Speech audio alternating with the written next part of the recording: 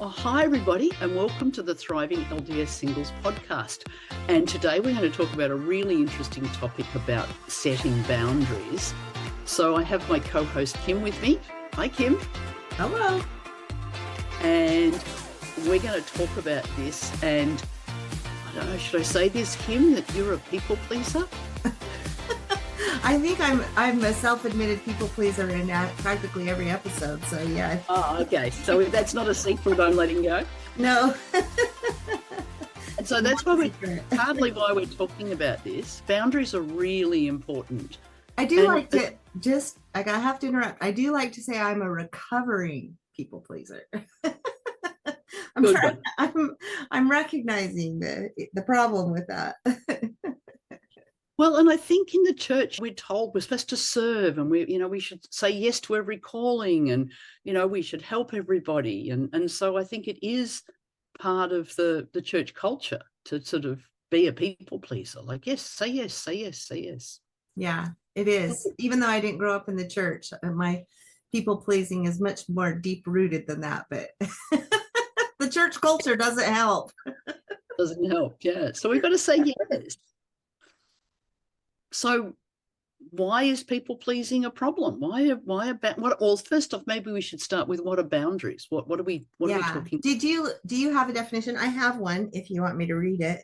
Yeah, you read yours. I mean, there's lots of definitions, right? So here is the definition. Okay, so a boundary can separate your physical space, your feelings, your needs and responsibilities from others.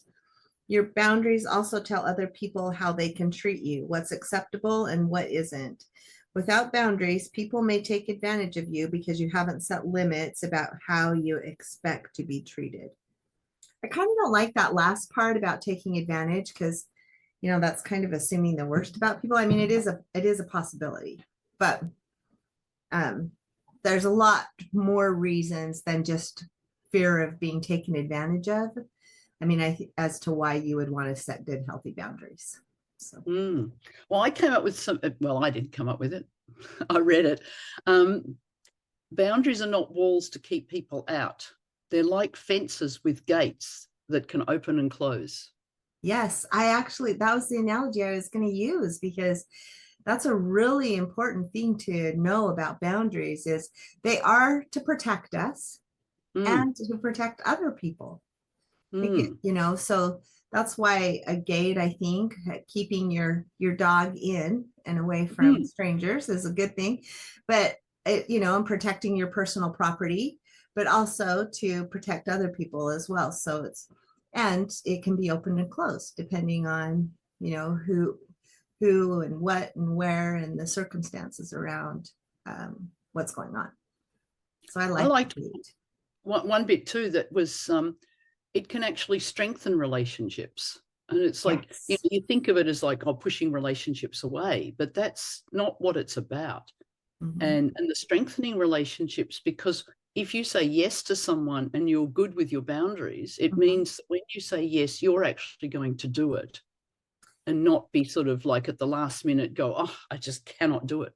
Yes, I love that because that's exactly what I've been kind of contemplating. I told you I've been thinking a lot about this from two areas. One is when you say yes to things you don't intend to, you run the risk of overcommitting and eventually having to potentially tell somebody no or flake out on somebody.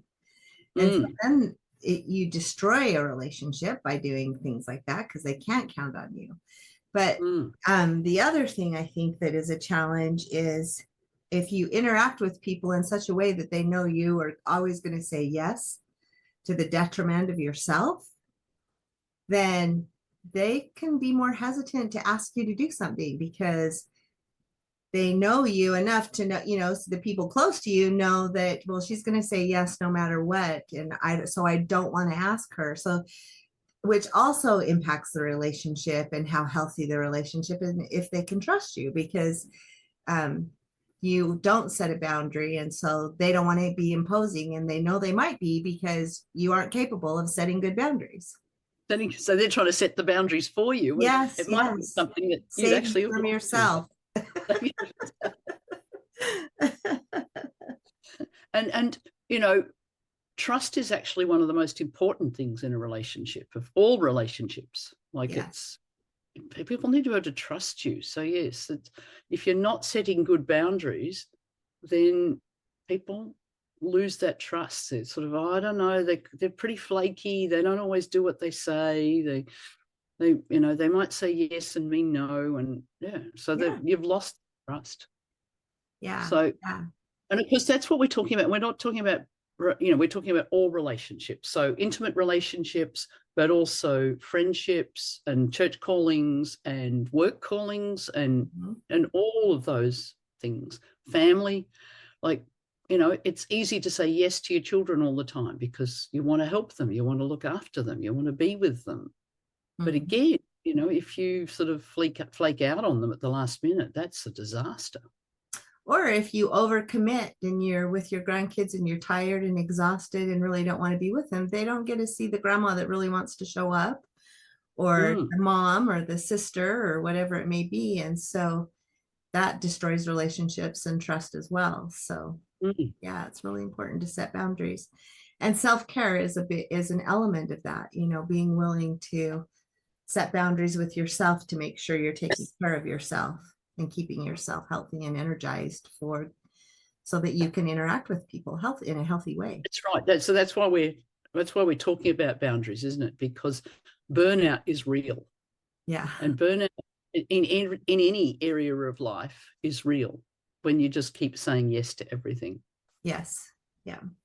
Another important thing to consider when you're learning about boundaries, and just if you're taking the time to contemplate this, because it's certainly important in the dating scene, especially when it comes to people pleasing. Like, how do I tell somebody no? I don't want it. I want to be nice. I don't want to hurt their feelings. But it does people a huge injustice if you're not forthright with them and letting them know, I'm just not interested. If somebody keeps asking you out and you just keep putting them off or trying to find a nice way to defer, those are not good, healthy boundaries that you're setting. So not setting a boundary. That's right. So boundaries are important, being able to say no. But aren't we taught in the church we need to sacrifice? We need to give and help everybody. Isn't that what we're being taught? That is a cultural thing, but that's certainly not, I love your good lead in. Thanks for that, Kate. That's not what Jesus taught in his ministry. I mean, he set boundaries all the time. I mean, he doesn't call them boundaries. That's a fat word for the current pop culture. But he did set boundaries on a regular basis. I mean, we can find instances throughout the scriptures where Christ set boundaries with people, even to go rest, right? I think I wrote down the scripture. It's like Luke 6:12, where he says, hey, I need to go take some time and be with God and be on my own. And he does. So I think rather than kind of conforming to the church cultural norms, but we should talk about culture because that's another important thing. I think a better tool or a better way to get guidance is to refer to the scriptures and some of how we learn from Jesus and how he set boundaries. But culture is important, not just our church culture, but our family culture. Some people have really touchy-feely hug and kiss everybody families, and some have families where that's not okay. And even culturally, the English culture is very different than the Scandinavian culture, than the Latino culture. So it is important to learn and understand people's cultures and just kind of the norms and the boundaries that they bring to the table when you're meeting and interacting with people too. So yeah, that's an interesting one. Yeah. So the physical boundaries of the cuddly people compared to the the Japanese culture is very different than the American culture, Whereas Australia is a little bit more the English culture of we like our space. Thank you very much. Our quality space. we're in a big country with lots of space, and we like, so when people come to you and are trying to talk to you like that, it's like, whoa. Yeah. Or standing in a line. Have you noticed that? Like people too close to you in line really sometimes can bother me. I'm like, and that's kind of the first thing I look at is what culture are you from? Because that culturally, some people can be like right on top of each other and it's not a big deal. So those things do make a difference. Yeah, that's interesting because, yes, I know that that's one thing they've said about Australia. It's sort of like we have quite wide personal space, and they think it's because we're used to that, and we don't have crowded cities and crowded subways and all those sorts of things. So it's like, give us space. Yeah. Whereas yes, some of the islander cultures, which is groups that we've got around us, are very friendly and giving. And I got shocked one day. I was complimenting a lady on her earrings, and she literally took them out of her ears and gave them to me. And I went, "Whoa, this is..." Yeah. That's like no boundaries whatsoever. Be careful. Yeah, that's sweet, but like, see, that's a classic example of somebody that you would not dare say, "I really like that" to her, because so you're protecting her from herself. Yeah. And so it does impact the relationship a little bit. He said, "Oh no, I can go get more." And I'm like, "Yeah, but I was just trying to be nice." Yeah. That's a great example. Dear. So yeah, Christ-like service isn't endless sacrifice. Like that's what we're saying. That that's not what Jesus said. He said, like, so he had moments of time by himself, time to pray, time to, he didn't heal the whole world. Lots of people ask that, sort of, why didn't he fix this person and that person and that person? It's like, well, that actually wasn't his job. That really, even though, I'm sure everybody would like to have been healed, and, current days, we'd all like to be healed. Like, thank you very much. I'll take that healing. Yeah. That isn't actually what Jesus was doing. No. Another thing that I think is fascinating, just speaking to the whole people pleasing and not wanting to hurt people's feelings and worrying about what other people think. That was not, Jesus didn't do that either. He was only focused on worshiping his Father in heaven and serving God. And that relationship was important to him.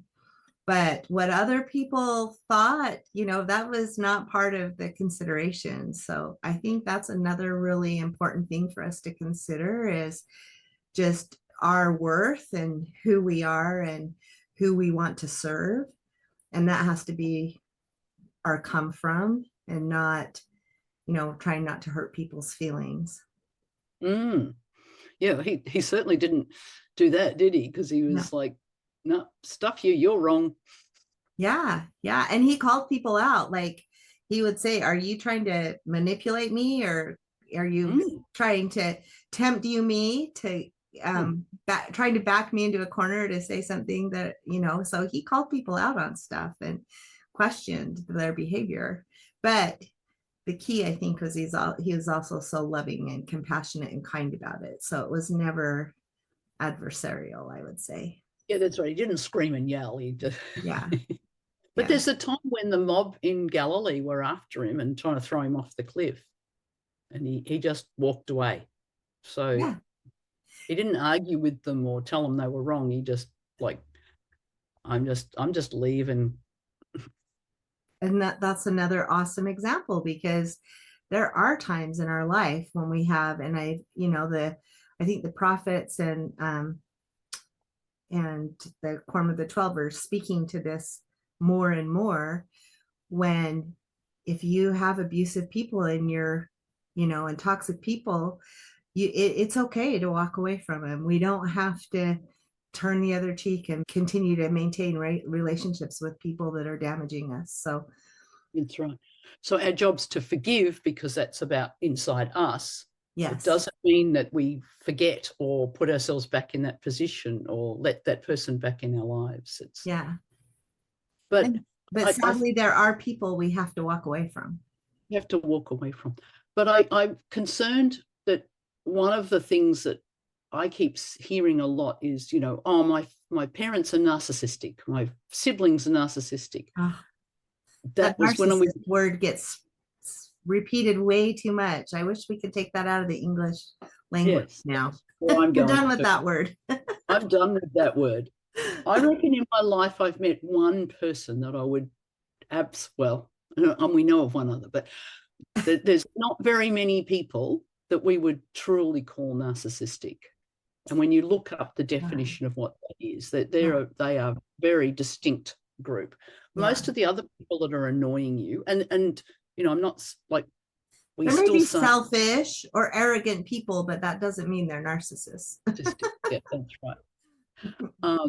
Now that doesn't mean there aren't people we can walk away from, but I guess I just want to temper it a bit, because I feel that people are walking away from, especially family relationships, way too easily. Mostly your parents are actually trying to do the right thing. They're not actually trying to be narcissistic. They actually want the best. They might be not saying it in the right way, or doing it the way you'd like it to be done. But be careful about labeling someone that and never having anything to do with them again because they're just narcissists.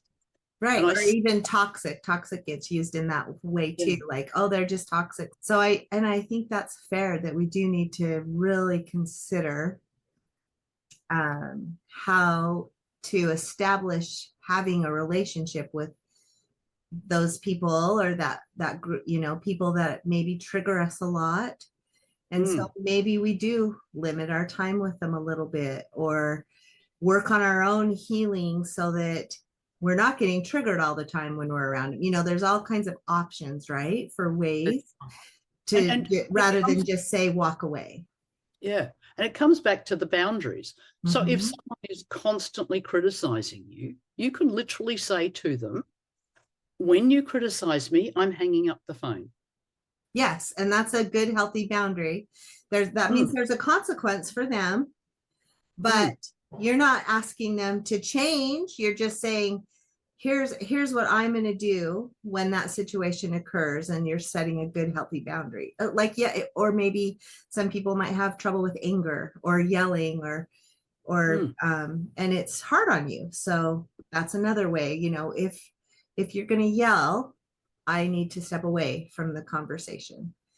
And sometimes those can be cultural things too, like some families that's the mode they speak in, is yelling at each other, because I don't know why they learned that growing up or whatever. And so those things it's really important to consider how those affect you.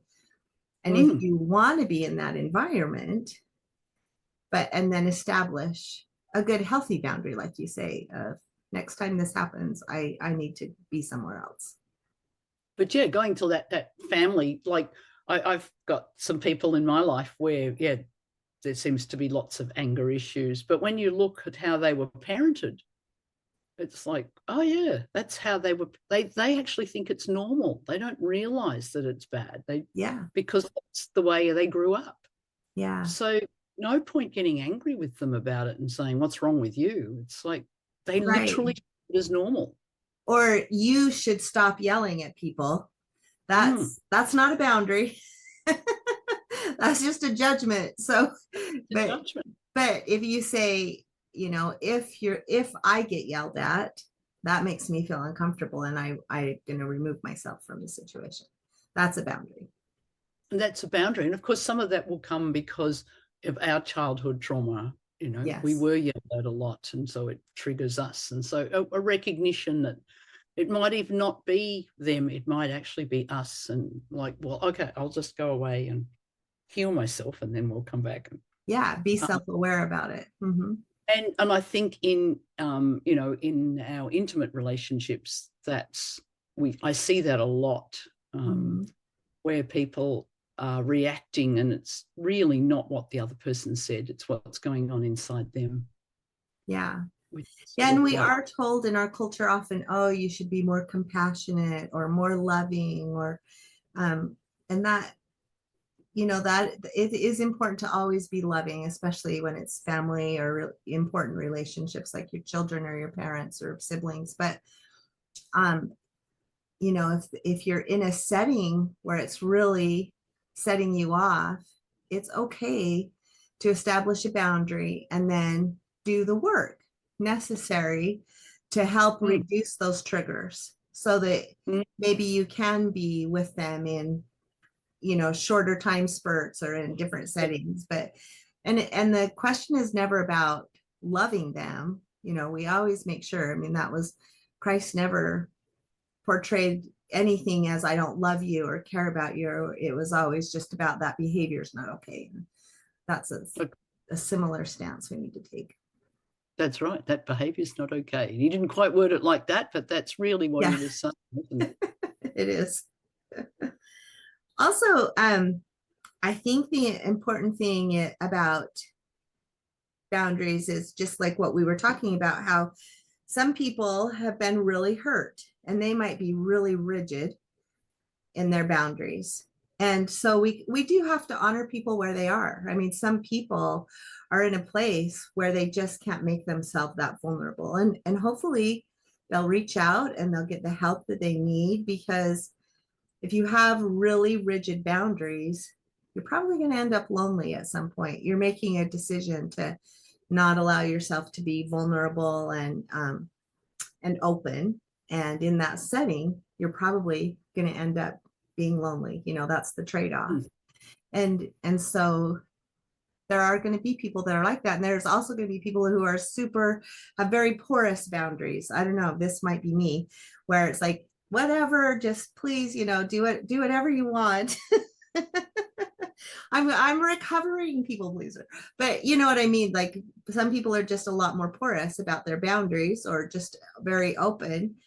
And that's okay too. They may have other issues like people pleasing or being afraid to hurt somebody's feelings that they also need to be working on addressing, because it's a good healthy balance is really where we want to be, somewhere in the middle of rigid and porous.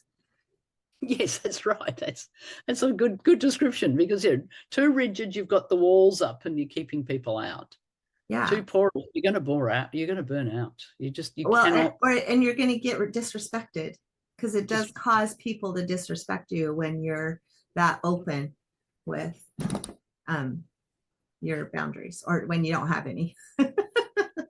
Setting boundaries is so cool. I remember actually it was fairly soon after I got divorced, and my ex-husband he had cancelled picking the kids up the first week, and then he phoned to say, I can't do it again this week. And I got really mad at him and said, that's not acceptable. You told them you were coming. They're expecting you. You have to turn up. And he did. And the power I felt, like, do this. And I'm like, and he was so obedient and he never missed again. And I was like, I wonder if I'd done that in my relationship with him when I was married. Like, what a relationship we would have had, because that was the first time I think I ever stood up to him and told him that behavior wasn't acceptable. And I'm like, it actually wasn't that hard. Yeah. And then keep in mind, like, he may still choose to engage in that behavior, but there needs to be a consequence, right? Like, we can't just keep bending over backwards to then come to another place to make sure he sees the kid. You know what I mean? Like, there's a consequence. Yeah. He misses out on seeing his kids, and they miss out on seeing him, and it damages that relationship. I was able to do it because I was so angry on their behalf. But it was just the point really was that it was actually easy when I set the boundary and said, this is how you're going to do it. That he just went, oh, there's the boundary. Okay, I'll do it. Yeah. Oh. And we did it over money. He actually was fairly good at paying the money, but we had, it was messy to begin with. At one stage, he was giving cash to the kids to give to me, and I was like, no, that's not good. And again, we set the boundary. Like, you can't do that, and you can't do it like that. And a bit more of a negotiation, but the system we came up with was easy and perfect. And it was like, wow, I could have been doing this all along. So Well, I think that's the thing I learned was like, yeah. what if I had my relationship and had done that in my relationship rather than afterwards? Yeah, I have a story like that too. But you're highlighting a really important thing with singles, which is that we have to co-parent. Oh, And we still have a parent, yes. yeah, and so those examples are great examples about co-parenting.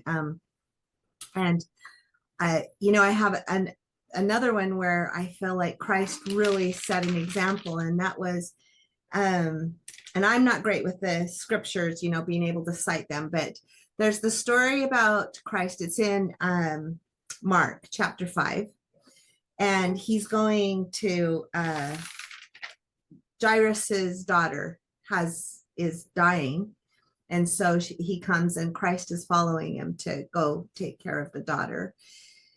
And so they're walking along, and the first thing Christ does is he sets a boundary of, there must have been people following him or something. I brought the scripture up, but he basically, let me flip over to it. He said, hold on just a sec here. He says, so this is in Mark 5:37. They got interrupted because the lady with the issue of blood, he stopped to take care of that. And then they started back on their way. And right after that, he said, and he suffered no man to follow him, save Peter, James, and John, the brother of James. So he basically established a boundary and said, look, these are the people that are going to come with me. And didn't allow the other people to follow. But, I'm sure, and like we talked about, it doesn't say that he was kind and compassionate, but I'm sure he set that boundary in a loving way and said, these are the people I need to have with me, because he knew he was going to take care of this girl. And that it continued when they went to the house and everyone was crying, and I think he told the people that were there, why weepest thou? She's asleep, I think. And they said, and they laughed him to scorn. But when he had put them all out, he taketh the father and the mother of the damsel and them that were with him, and entereth in where the damsel was lying. So once again, he said, he took the people that were most important to the task that he needed to perform, and that would be able to be in the right spirit in order for him to heal the girl. And so he set a boundary again, even though they were laughing and mocking him. So I think those are some really good examples of setting boundaries. And it reminded me of a story one of my friends told me, and we might have talked about this once, but his son was becoming a priest. And so he was going to give a blessing to his son.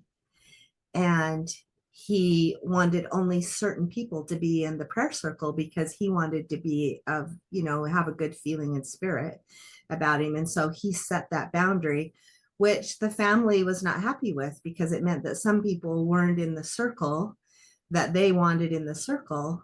But he was giving a blessing, and it was his son, and he knew he wanted to be in the right spirit. And so he established that boundary. And I'm sure there were people that twisted that to be something really negative or not, in the spirit of what he intended. But those are co-parenting challenges that singles get faced with, and how do you manage that? And I can totally understand wanting to be in the right frame of mind, not have people kind of like it in the prayer circle, kind of like you want people that are loving and in a good frame of mind to be praying. And so I think it was important that he was brave enough to actually establish that boundary, even though he knew that it was going to make some people unhappy. So that's the thing, isn't it? That's we can't please everybody, Kim. I know. I'm recovering. It actually, I think it's Brene Brown that talks about how important that it actually requires courage to set boundaries. and that it's an expression of valuing yourself and being courageous enough to love yourself and say that you're enough. And I think that is what Christ exemplified in his ministry. You know, he was serving God, and he was very confident in his identity and his worth. And so gosh, if we could all just be that confident, right, in the way we live our lives and walk through lives. Well, that it isn't it. So one of the ones people struggle with is literally saying no. Yeah. And again, sometimes it feels like it's courage to say no. Yeah. But there's a way to say no that doesn't sort of, you don't, and I think that's where saying no early, rather than getting all stressed about it, because then it comes out as like, get lost. Yeah. Whereas saying no early, and you know, you don't need big long explanations. You just go, no, I can't do that. And I do have some tools that really help me with that, like thinking about when I say no to this, I'm saying yes to something else. And or when I'm saying yes to this, what am I actually saying no to? And is that really serving me and who I should be serving? And so I think that's a good way to look at it, is just what is the trade-off that I'm making by saying yes or by saying no. Good. And remember, when you do that, you're actually leading by example for other people. They go, oh, wow, to do that. Yeah. And people learn that they can count on you to be upfront too. People love a direct person. Oh, so much better, isn't it? Just like you're not trying to guess. Oh, I guess I could do it. Maybe if you really can't find someone else, and I don't know, I could do it about this time. And people are just going, oh, I don't know what she's really saying. Yeah. It's just like, it's true. Just say it. Yeah. Yeah. And I was just going to, because I am a recovering people pleaser, share a couple little techniques like the yes, no thing that have helped me. One is when I'm being really good and diligent about keeping my journal and my gratitude and kind of summarizing my day at the end. One of the things I ask myself is, you know, how do I feel at the end of the day? Is there anything I did today that I feel resentful about? Or like I was kind of hijacked, like I spent my time in a place I shouldn't have, or, you know, kind of just doing that little question asking of myself, because sometimes you don't realize that you are not setting a boundary until you miss it, you know, until you don't set the boundary. And then you realize, oh, I really should have been setting a boundary. So it's good at the end of the day. Yeah, to check in with yourself and say, did I compromise a value that I have that I really didn't want to, or a priority that I had that I really didn't want to? So just do that little kind of questioning of yourself at the end of the day. And then when we set boundaries, kind of one of the, I think a good rule is to think of the 4 C's. So be really clear in what the boundary is so that people understand, not like what you were just saying about him hogging around. That is not a boundary. So be really clear about it. Be consistent. So don't say, this is my boundary today, but tomorrow change your boundary. So be really, know what's important to you and set your boundary, and then be consistent about honoring your boundaries. And compassionate, we talked a lot about that. So you don't have to be mean about it when you tell people no. You can be still very loving and kind about it. And then the last thing is we've also talked about, which is the consequence. So if it has to be consequential. So if you're going to set a boundary, there has to be something pretty significant or a cost associated with not following that boundary. Like if you're going to continue to do that, then I won't be here because, or, whatever that cost is, but there's some kind of important consequence to the boundary that you're setting. So I like those kind of 4 C's to remember. How do I make sure that I'm setting a good, healthy boundary? So I don't know what your thoughts are. That reminded me, I actually did one yesterday. I wasn't feeling very well yesterday, and I had sort of said that with one of my grandchildren that she could come round, like we'd had a day earlier in the week, and I said, oh, you can come round later in the week and we'll do some more. And this was my free day, but I was just feeling so unwell that I've just went, no, I can't. And sort of messaged her and said, look, I'm not feeling well. I think, you know, well, I'll have to see you next time you're around. And it was good to have a day in bed and day of rest and recover. And it's a hard one because it's like literally did nothing all day. So I, you know, could have had her around. I could have done things with her. Yeah. But maybe I wouldn't be feeling very good today if I'd done that. And so, right. you know, I've seen her this week. It's not like I haven't seen her forever. Yeah. Yeah. But the guilt was there about, oh, I could do it. I've got time. This is my free day. You know, I can do this. But no, sometimes our health becomes the priority. And yeah, for sure. I think I would have been resentful if last night you know, like exactly what you said, the analysis would have been, oh, I'm so sick and so sore and so tired. And I wish I wouldn't have. Yeah. So that was my boundary yesterday. Good job. Good job setting boundaries.